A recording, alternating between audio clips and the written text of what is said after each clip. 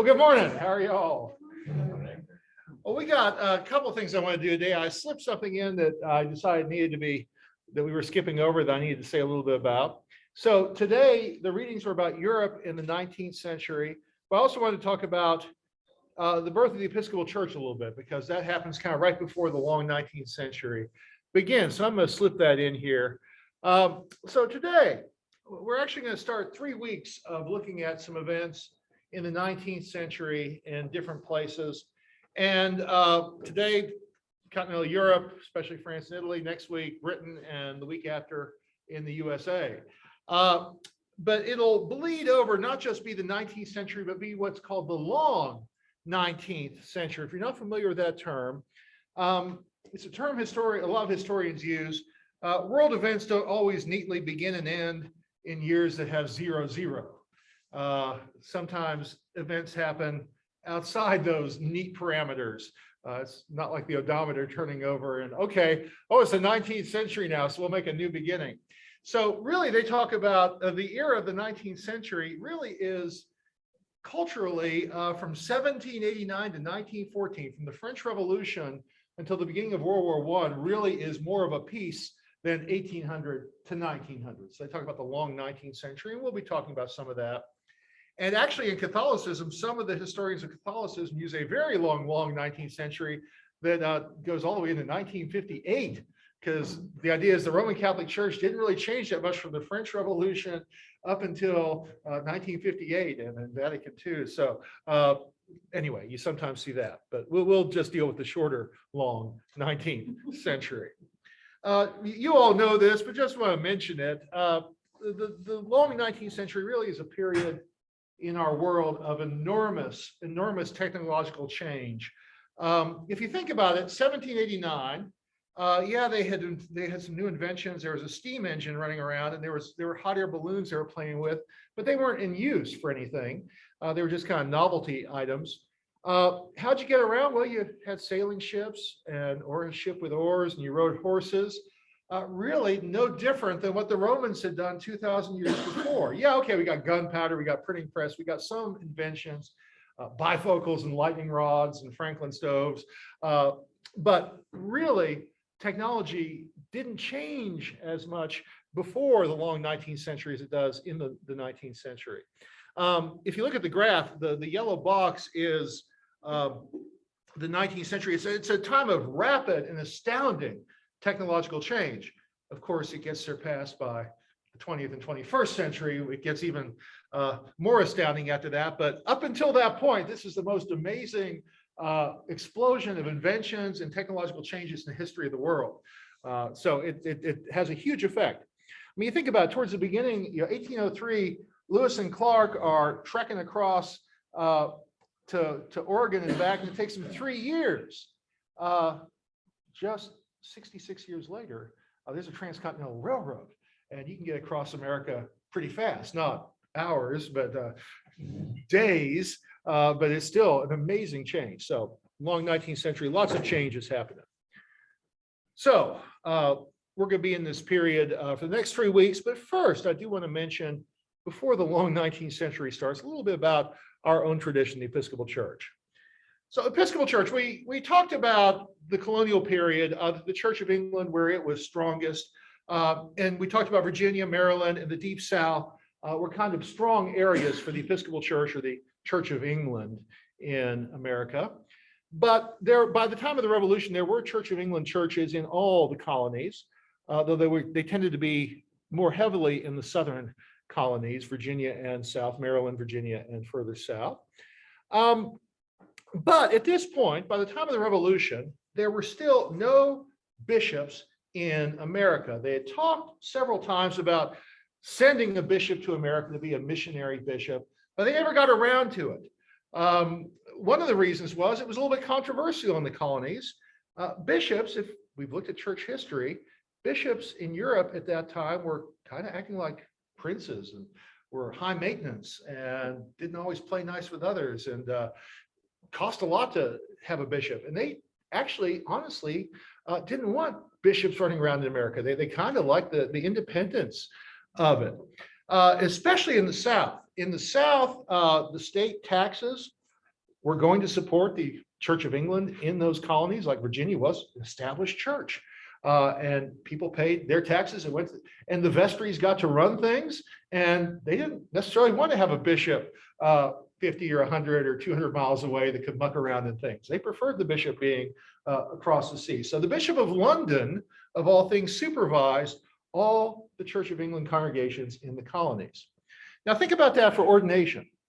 So if I'm a priest in the Americas, if I want to be a priest, I've got to go to my local rector, and I study with him. I read his books in his library, whatever he's got.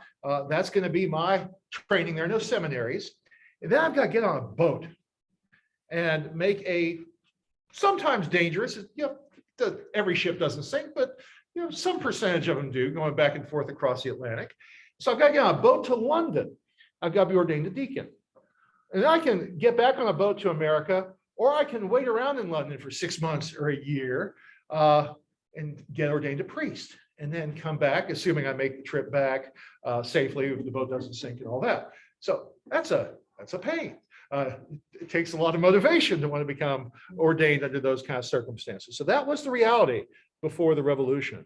Well, I imagine it's pretty expensive too. Yeah, that's booking either 2 or 4 treks across the Atlantic to be ordained, depending on how you did it. Yeah, and holding up in London for a year if you didn't want to make the extra trips. Yeah, it was time and money to do that. But you did save seminary tuition, because there are no seminaries you had to pay tuition to. So yeah, maybe there's some break there, trade-off there. All right. Now we have a revolution. And because of the nature of being the Church of England, and we're fighting a war against England, our denomination, our tradition was more divided in the Revolutionary War than any other denomination. We'll talk about the Civil War in a couple of weeks. We actually got through the Civil War much better than other denominations did, but the Revolutionary War was extremely tough on us. There were real divisions. Are you going to be on the King's side or the Patriot side? And yes, there were lots of Patriot leaders. George Washington, a very faithful Episcopalian, member of his vestry for most of his adult life, high muckety muck in his local Episcopal Church. And always worshiped in Episcopal churches wherever he was, whether it was in New York or Philadelphia. You go to all these historic churches, and here's the pew where George Washington sat. Then you go, 50 miles down the road. Here's the pew where George Washington sat, because he was very regular.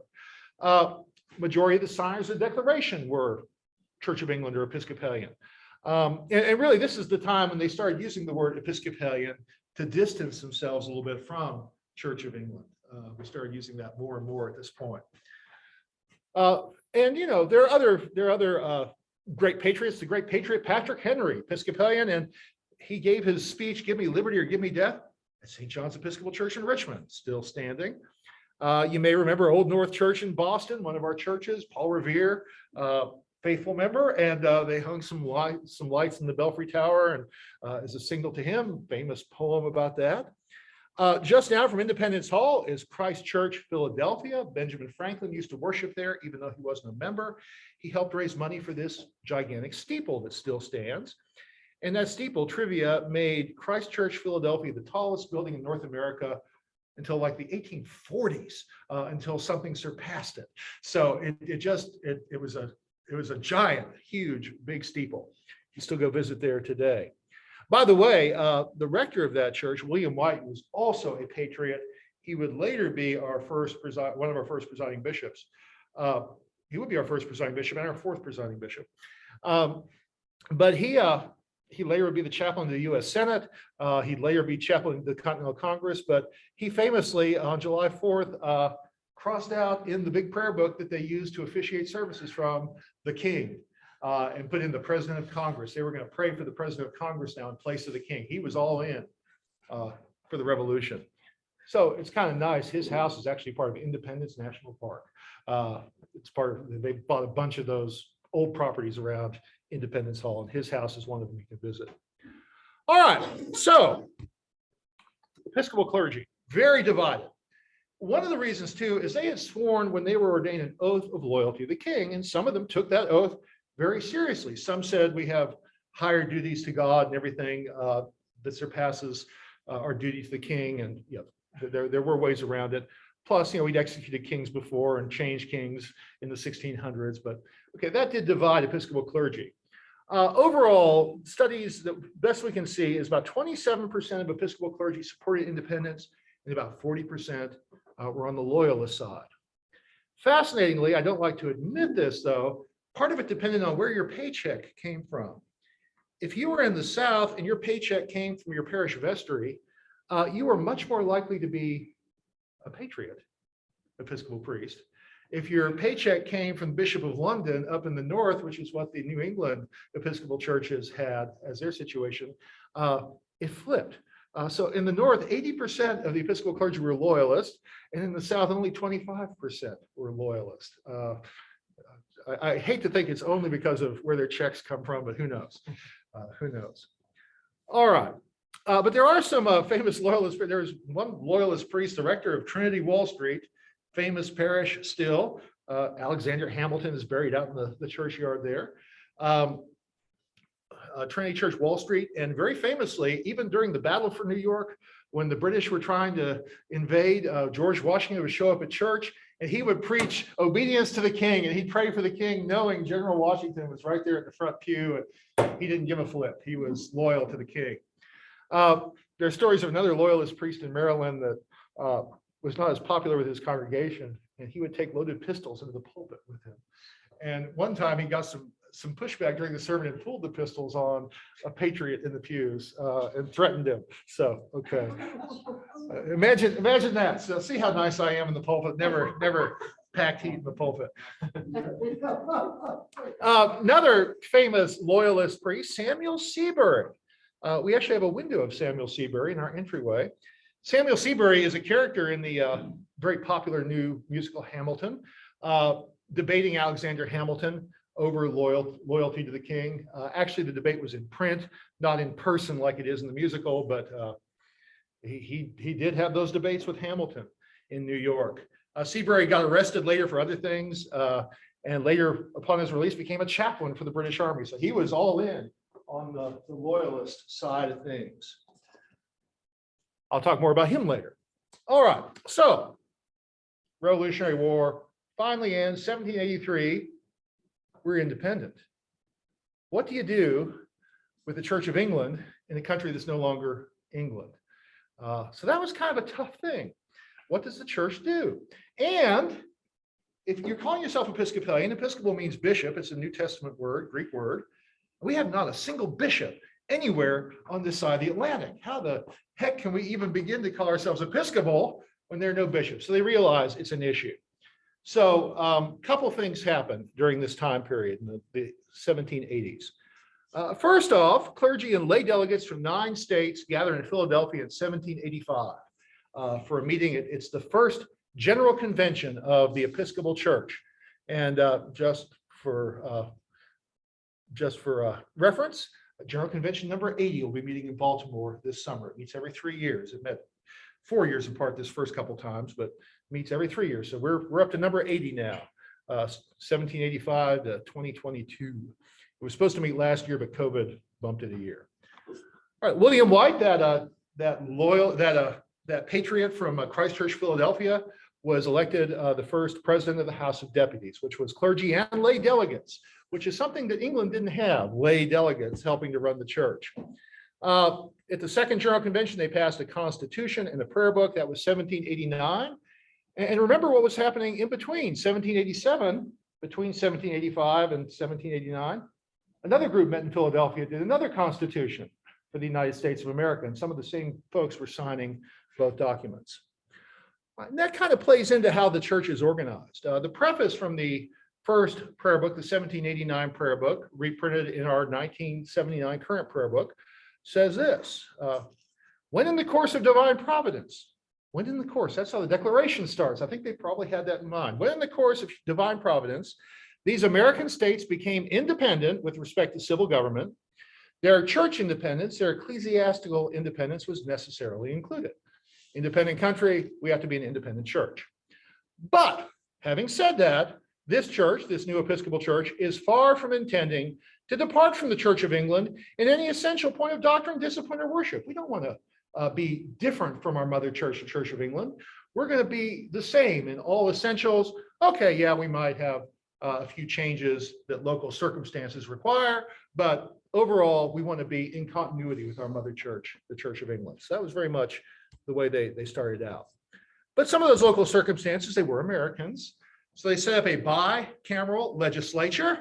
Where have I heard that before? You had the clergy and lay in the House of Deputies, plus they decided they set up a House of Bishops when they finally got enough bishops to have another house. Even today, a General Convention is kind of a joke. The House of Deputies calls the House of Bishops the junior house because we predated you. You bishops. So you bishops might have some position in the church, but you're the junior house when it comes to our bicameral legislature.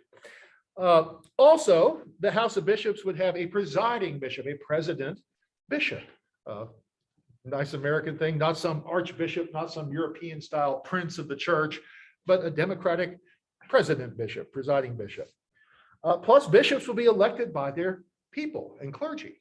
And William White said that these bishops need to be servants of the church and not its lords.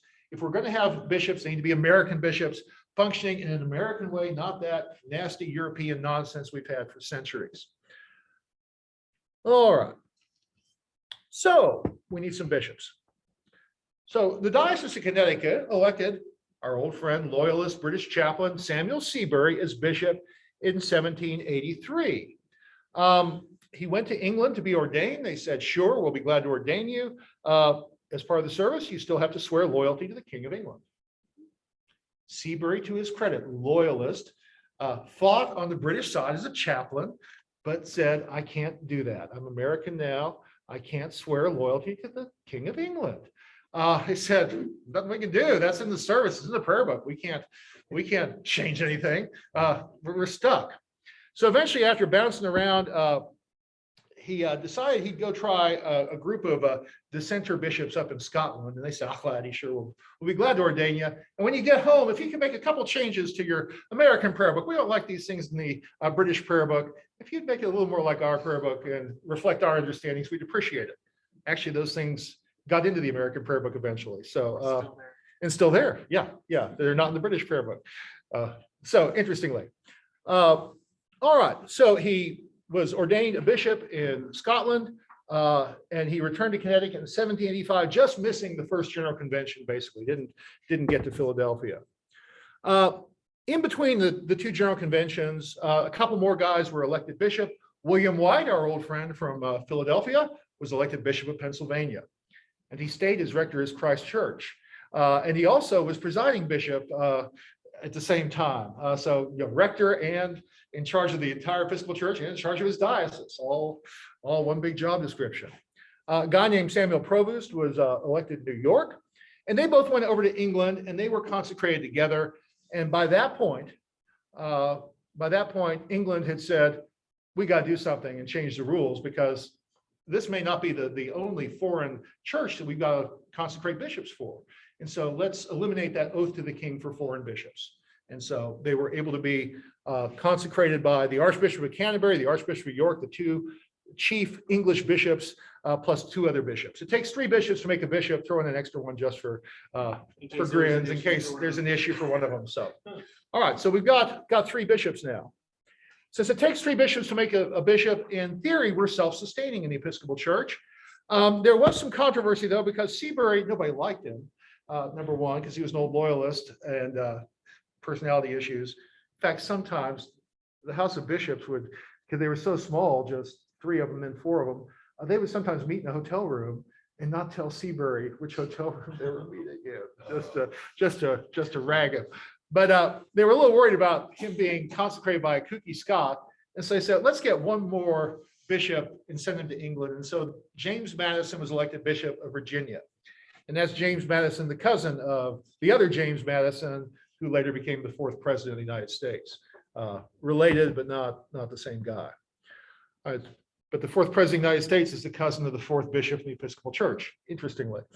So he's consecrated, and then all 4 of them combine for the ordination of Thomas Claggett, the Bishop of Maryland. So self-sustaining now, no question about lineage. We've got at least 3 English bishops and this guy consecrated by a Scottish bishop. So they cut Seabury out of any future consecrations. The other remaining bishops did all the future consecrations. So that's the reason our Episcopal Shield is looks like it does. Our Episcopal Shield is mainly the flag of England, red cross on a white background. That's also the center of the British Union Jack. It's a stacking up of all the flags of all the constituent countries.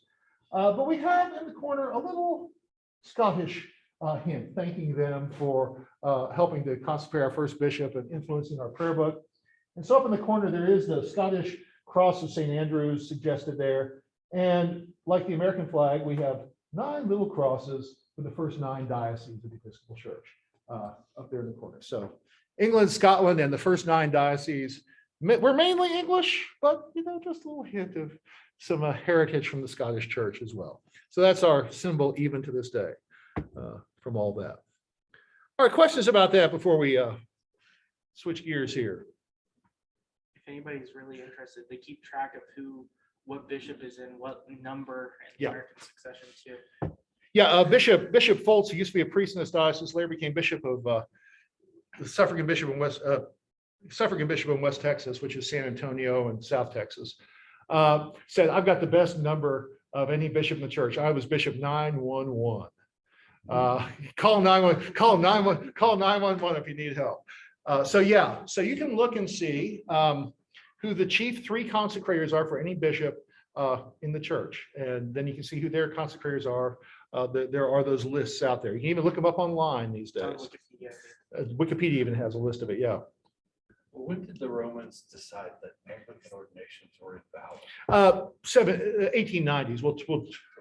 They decided that, because they were excommunicated in the 1500s, it didn't matter. It didn't really matter. I mean, and the excuses were a little lame, I would say, but I may include that when we talk about the Oxford movement in Britain. That might be a good thing to include. Yeah. And the excuse was we don't present a chalice and a patent to the ordinand. Well, we did. And we did it first, but anyway, it's an excuse. It doesn't bother me any if they don't want to recognize it. No big deal.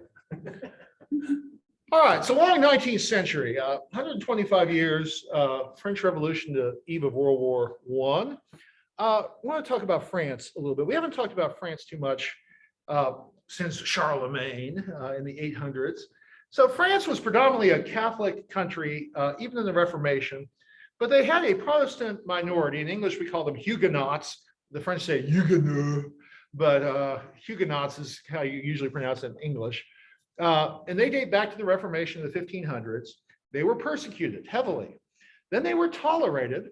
Then they were persecuted again. And so at their peak, there were 2 million Huguenots in France, but they fell to 100,000 after these waves of persecution. A lot of them scattered to different places in Europe. A lot of them went to the Americas, to Australia, to South Africa. There are South African Huguenot descendants that are there still. So not much love for the Protestants in France. And then finally they said, okay, well, on second thought, we'll tolerate you yet again. And right then it was on the eve of the French Revolution, and things were so messy at that point, didn't really make much difference. Gee, thanks. You recognize this before the entire world falls apart. Thanks a lot. Great timing, y'all. So French Revolution. In the history of Europe, until you get to communism in the 20th century, and if you get past the Roman Empire persecuting Christians, France in the Revolution is some of the worst persecution of Christians in European history. Not persecution of Protestants by Catholics or Catholics by Protestants, but the Christian church by a sizable chunk of the intelligentsia, the government, the elite. Not ever really a minority, not really ever a majority if you polled everybody in France, but the ones in control really were anti-Christian, very much so. They were intellectually fed by some of the most extreme Enlightenment views, the most atheistic Enlightenment views. And so really, even today, France is not overly friendly towards religion, but during the revolution, it was bad. So in the 1790s, were forced, the clergy were forced to swear allegiance to the new Constitution of France and to forsake their allegiance to the Pope. Well, what Catholic priest wants to do that? That's a pretty big ask. More than half of the priests refused. That means that almost half of the priests didn't refuse, interestingly. A lot of them fled, thousands were forcibly exiled, and several hundred priests were executed in the Reign of Terror. Guillotine. So also insisted that priests need not be appointed by their bishops, but be elected by the people. Well, okay, there's something, okay, maybe a little more democratic impulse. They'd also would be paid by the state, and the state closed all monasteries, so they had some extra cash from selling this real estate to pay these priests. They also abolished religious orders, and they became the landlords of all church property. They seized every church in France. There was some anti-revolution rebellion in more conservative Catholic regions of the country that pushed back on this, but in Paris, where the revolutionaries were in charge, this is the way it worked. A little bit later, during the Reign of Terror, there was even more pushback. They required some priests to renounce their vows. I'm no longer even a priest because you're suspect. Just being a Christian priest is suspect in this revolution. And since they're executing people right and left, that was a scary thing. Also, they took some churches and turned them into temples of reason. Most famously, Notre Dame in Paris was turned into a temple of the goddess Reason instead of a church for the worship of the God of Israel and the God of Jesus Christ. The goddess of Reason was worshipped in Notre Dame. They also decided to abolish Sundays. Metric system came about during the French Revolution. They also did a metric calendar. 100 minutes, 100 seconds in a minute, 100 minutes in an hour, 10 hours in a day. They had the length of a second just a tad, about 80% of a regular second to do that. And then 10 days in a week, no more Sundays. 10 days in a week, 3 weeks in a month, 12 months in a year, and 5 days or 6 days of holidays at the end of the year. Because the year is 365 or 366 with a leap year. So holidays are at the end of the year. You're not celebrating Easter or Christmas in the middle of the year anymore. You got your holidays stacked up at the end of the year, which I think may have been in March. I'd have to look that up, but it wasn't the Christmas holidays you were celebrating at the end of the year. So that's a pretty blatant attempt, to stop Christian worship. There's no more seventh day to worship on anymore. You got 10 days now. All right. So really, this is the first time that since the Roman Empire that Christianity has been persecuted by government. And really until you deal with the Soviet Union in Europe. But this is the worst persecution to that point. Atheism, okay, we talked about that. So Napoleon comes rolling in. French Revolution eats itself. They put one of their chief leaders on the guillotine himself, Robespierre, and that kind of ends the Reign of Terror and ends the French Revolution. Then there's 5 years of almost complete and total chaos in France until Napoleon walks in as a military strongman and basically brings some cohesion and order to the country again. And one of his ways of trying to impose some order was to appeal to all these latent Catholics out in the countryside, many of whom were wanting to be in his army. Let's cozy up to the Pope again. So he normalized relations with the Pope. Catholicism became the official religion of France again in 1801.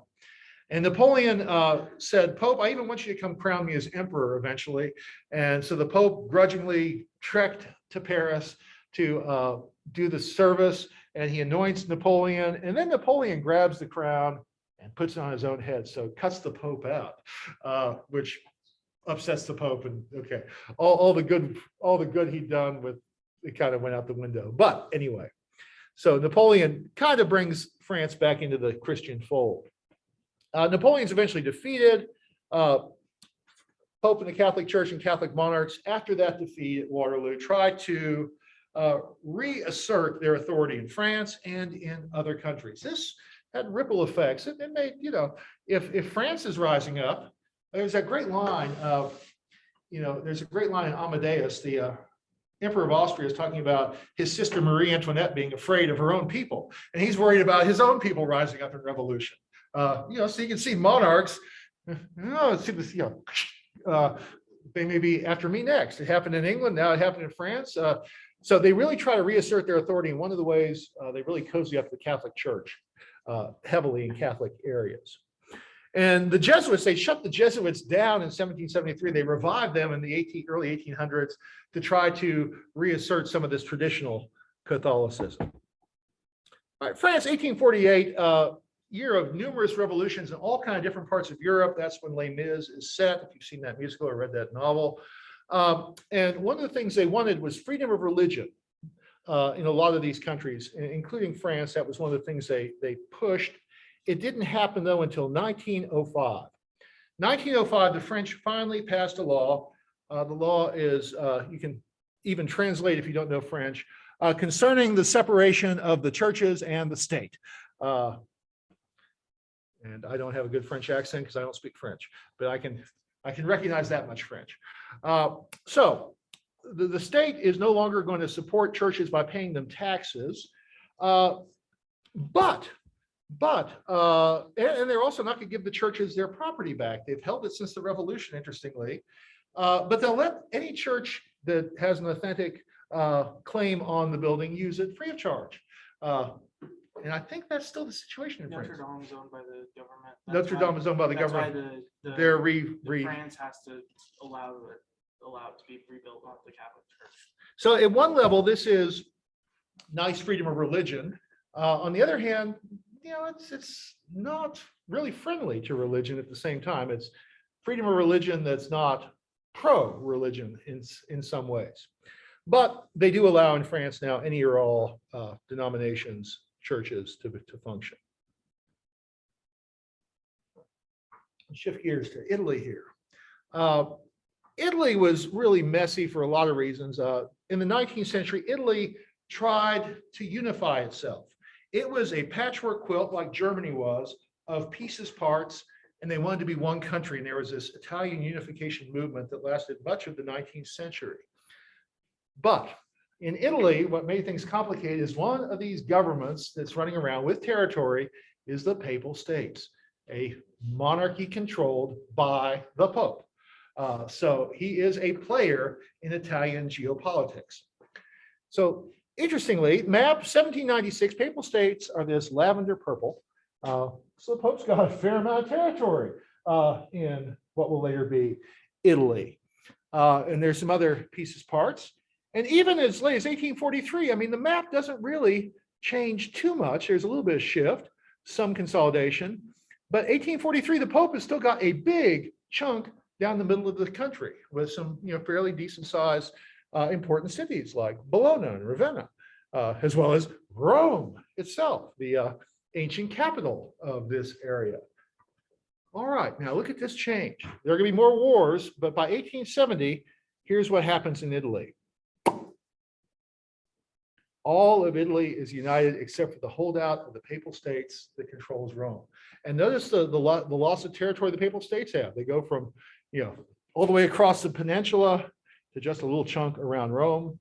And a year later, gone. Italy takes over Rome. Papal States are wiped out of existence. All right, so this is an interesting time period here. So Italian unification was messy. So we've got the papacy losing an enormous amount of its political clout locally. Right in its own backyard, its secular power is evaporating, year by year, piece by piece, chunk by chunk, territory by territory, and is eventually gone. And the guy that presided over much of this period was Pope Pius, Pius IX, longest serving pope in history. John Paul II is the second longest serving pope, but Pius had 5 years longer than John Paul did.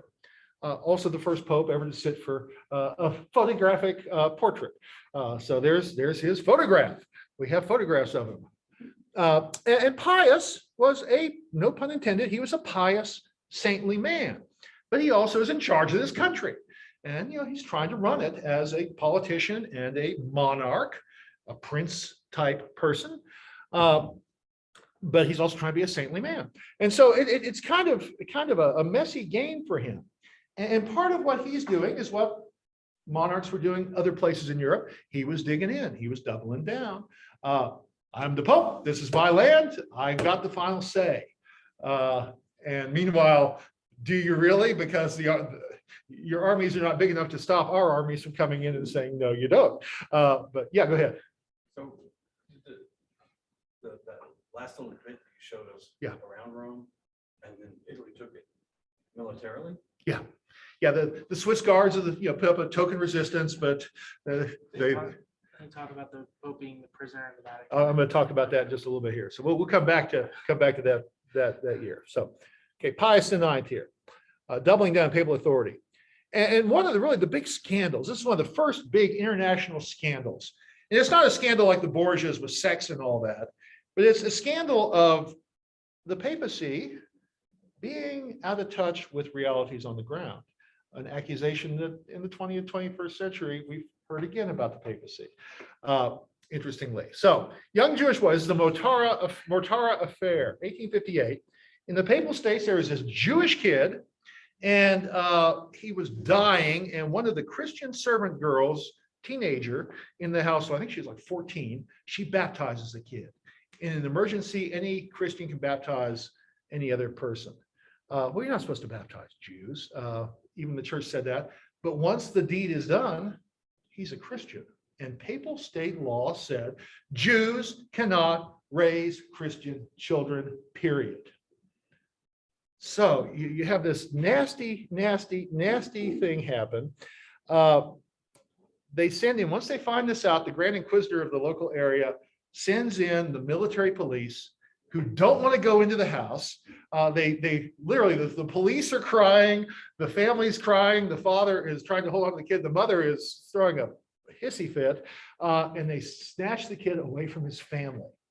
And, press is starting to be more than just your local newspaper. They're starting to pick up stories from other countries, other places. This becomes a huge international scandal for the church. Now, to Pius's credit, he is, he's a celibate guy, and he is, out of touch with snatching a kid away from his parents. Well, no, the law is, Jews can't raise Christians, and so we've got to enforce the law. It's a good law. It's unfortunate the kid's Christian, but now that he is, we've got to make a change. So he did make sure the kid was raised well in the Vatican. But gosh, what a terrible, terrible thing. So lots of things happened, a lot of objections. A lot of people who were somewhat sympathetic to Roman Catholicism said, this is awful. This is horrible. There were international protests in the streets. There were nasty letters sent from heads of state to the Pope. You shouldn't be doing this. So it really was a big deal. They even had some lawsuits. The parents had lawsuits. And they even had a criminal trial. They tried to arrest the inquisitor. He said, Pope said to do it. Well, okay, Pope said to do it. It's not on this guy then. He's just following orders. So, all right. Pope was intransigent. And he was so out of touch that he was meeting with some Jewish leaders a few years later, and he had the kid, 9 years old by this time, standing next to him. Great, just rub salt in the wound. And the kid eventually becomes a priest, didn't die till 1940. By that time, he was in Belgium. Ironically, because he was Jewish when the Nazis were rolling in, he died right before the Nazis rolled into Belgium. He would have been arrested and sent to a concentration camp for being a Jew after being snatched away from his family, 74 years earlier for being a Christian. So luckily, I guess, he died before the Nazis could persecute him for being a Jew. So a tragic thing all the way around there. Okay, so that's a huge PR mess. Another PR mess. The Pope was really insisting on the fact that popes are infallible. They hadn't really had any kind of heavy test of this yet, but many people had said in centuries past, the Pope's the boss. In 1854, this Pope, Pius IX, officially and unilaterally declared Mary's conception was immaculate. Now, whenever you see the Immaculate Conception, sometimes people misunderstand that. That's not about Jesus's birth. It's about Mary's birth, that she got a waiver. She was not tainted by sin so that she could be pure and sin-free when she would later give birth to Jesus. Okay, this is about Mary's conception. So if you go to Washington to the Basilica of the Immaculate Conception, there are wonderful pictures of Mary all over the place and from all over the world, African Marys and Japanese Marys and Irish Marys. And if you're into Mary art, go visit that church in Washington. But it's about her conception, not. And there's a big giant picture of Jesus on top of the roof. But okay, so there was pushback, and people in the church said, does the Pope really have the ability to speak this unilaterally and act this unilaterally without even consulting anybody? And so the Pope called a council a few years later, Vatican I, and the council said, the Pope called it and got his guys gathered there, and they said, yeah, Pope has got that authority. If a Pope speaks ex cathedra from his chair, his cathedra chair, from his office, and if he's talking about faith or morals, not about what the borders of a country are, or whether you should arrest a Jewish kid who's being raised by Christians and sees him, but if he's speaking about faith and morals, Pope's infallible. So officially declared in 1870, just as things are collapsing, ironically, they're declaring papal infallibility. Yeah, Jimmy. Oh, I was going to say that there's also the Pope almost has to say that he's doing this too. And I don't think since then any Pope has actually said what they're doing is infallible.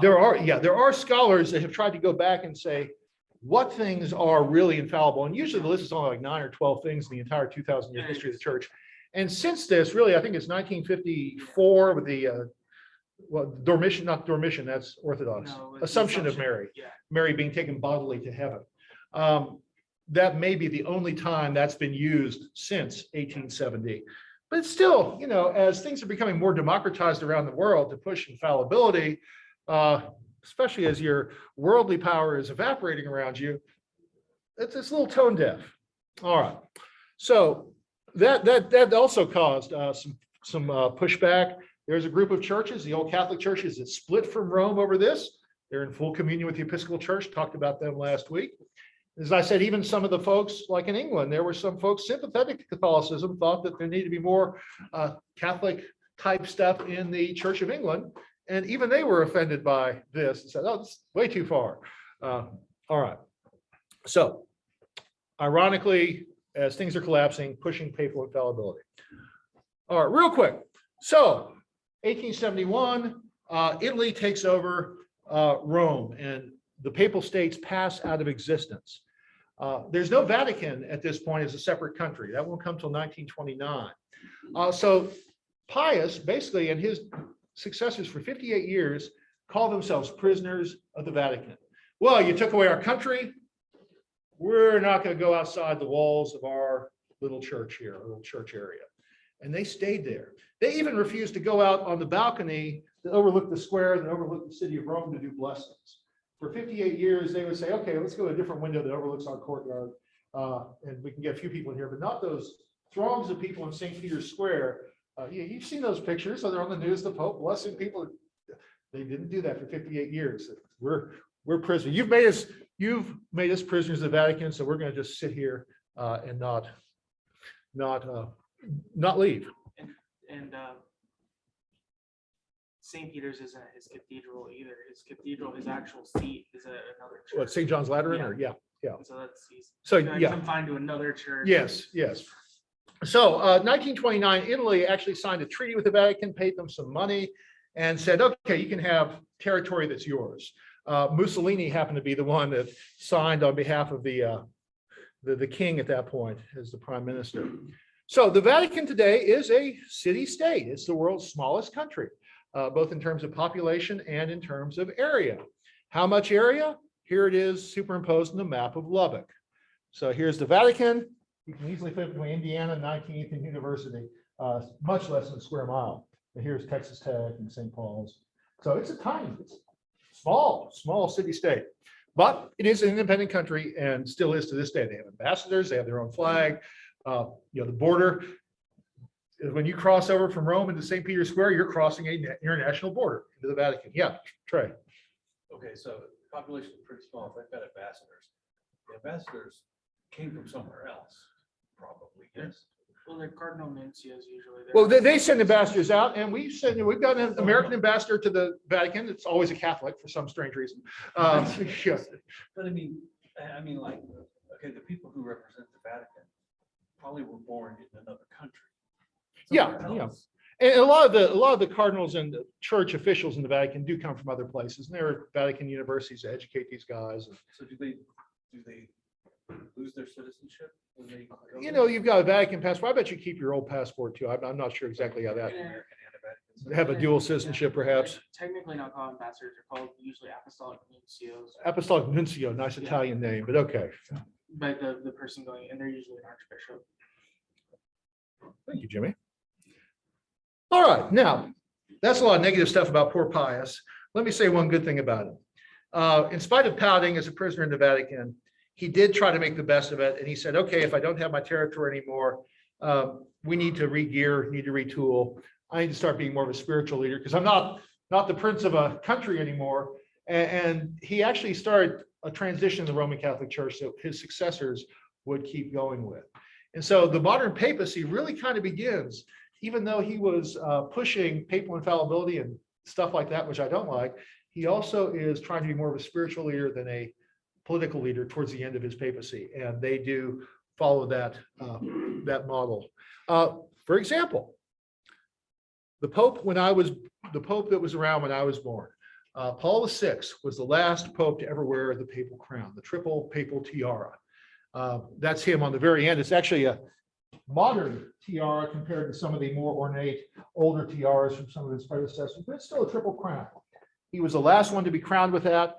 And he actually only wore it the day of his coronation. He never put it on again. Other times they pull it out for big ceremonies and things. The Pope would put the crown on.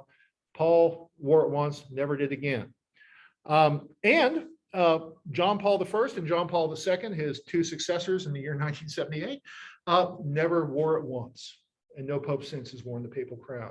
They also, John Paul I simplified the coronation ceremony into more of an installation ceremony. It went from 6 hours to hour and a half or 2 hours, so much simpler service. Jimmy, go ahead. Oh, and Benedict and Francis also. Hang on. Yeah, I'm anticipating you here. Okay. So John Paul also ended the practice of popes being carried on an elevated throne. John Paul I didn't want to be, but they said, you're short. People aren't going to be able to see you. He gave in during his coronation. Then he died anyway.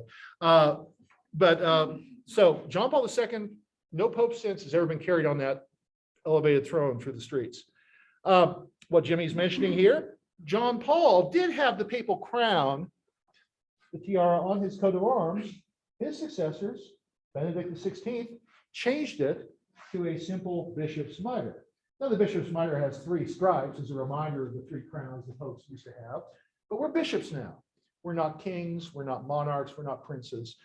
So Benedict makes that change, bishop's mitre, and his successor, Francis, also has a bishop's mitre. And Francis also has chosen not to live in the papal palace. I'm not a prince. We've got a dormitory for all the clergy that work in the Vatican. I'll live there. Yeah, he's got a nice suite in that dormitory, but he takes his meals with the other guys. He doesn't sit off and aloof in his palace. He's hanging out in the dormitory with the other clergy. So that's a lot of change. And Pius really does start the Catholic Church down that road of being more spiritual leaders than princes. Not that he wanted to at first, but he made the best of it and did good. So each pope had his own baron. Each pope, just like every king, every duke, every bishop too. if you ever have an advertisement that says, we'll send you your family's coat of arms, there's no such thing. Every person has a coat of arms. There is no such thing as a family coat of arms. You might take your dad's coat of arms and make a few tweaks to make it yours, but they were meant to be recognized in battle from your shield. And so there's no such thing as a family coat of arms. Every person that has a coat of arms is different from every other person throughout history. They have registries and things like that. So it's a racket if you have the family. This is my family coat of arms. No, that was somebody in your family that had that coat of arms at one point, but okay. All right. So next week, we'll look at more in the long 19th century Britain and then the US the following week. Then we'll have a week of looking at the missionary work in the 19th and 20th century, and then 3 weeks in the 20th and 21st century, and then we'll be done. So any questions? We went a little long there, but I got excited. So questions or thoughts? That sometimes happens. Yeah, Trey. What about this flag? Do we have a trumpet today in church? I think Dick is playing today. Yeah. Yeah. All right, y'all. Well, we'll pick up next week with Britain. And then America. Yeah. And then the first. Yeah, nice guy. I think so. I gotta make sure I got it right.